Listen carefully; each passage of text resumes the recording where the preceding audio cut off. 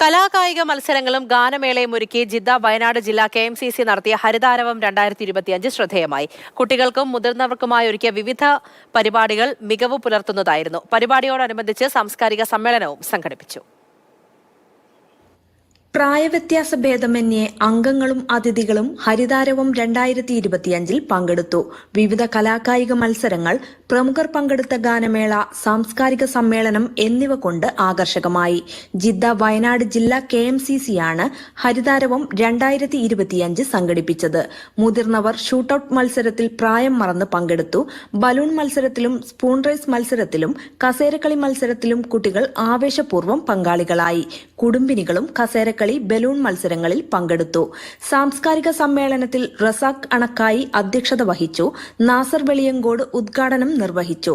T Muhammad, KC Azeez Korom, Latheef Vellamunda, Shihab പേരാൽ എന്നിവർ സംസാരിച്ചു.